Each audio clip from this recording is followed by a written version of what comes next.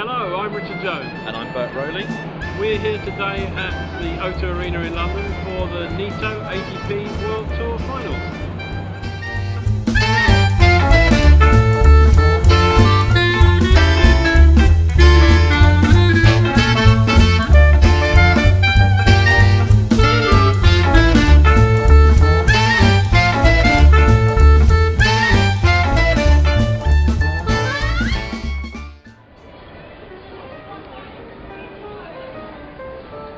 What are people talking about at the O2 Arena this week? Well, one of the interesting topics of conversation is the recent release of two films that are tennis related. Firstly, there's the Borg and McEnroe film, which came out a few months ago, and then there's Battle of the Sexes, which is about Bobby Riggs and Billie Jean King's match-up in the 1970s. Both these films are very interesting. The Borg and McEnroe film is quite controversial because neither the real Borg nor the real McEnroe seems to like these films very much. They don't really like the way they've been portrayed, but the public reaction to them has been very interesting.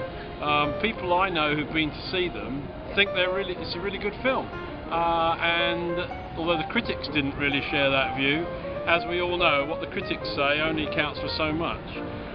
The other new film that's due out in London actually next week on the 24th of November is Battle of the Sexes, and it refers to the match back in the 70s when the 1939 Wimbledon champion Bobby Riggs challenged Billie Jean King to a match which got dubbed Battle of the Sexes. It was a winner-take-all match, and basically Billie Jean avenged the defeat that Riggs had handed out to Margaret Court a few months earlier. But the whole point of the film really is that it tells the story of the battle of women's tennis players to be given equal rights on the tour and equal prize money. That comes out next week, and I'm really looking forward to seeing that, and I know a lot of other people are too. Another subject that is really going around here is just how well Andy Murray and Novak Djokovic are recovering from their respective injuries. Murray played at Roger Federer recently in Scotland in an exhibition match, and although he was doing okay, the feeling we have from people who are watching is that he's still a very long way from being fully mobile.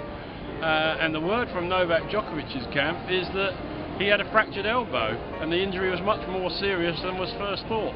So there must be question marks about both of them coming back in time for the Australian Open.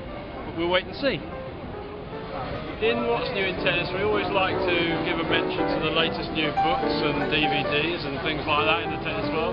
And there are three things that particularly stand out in the run-up to Christmas. Firstly, the Wimbledon Official Annual came out a few weeks ago.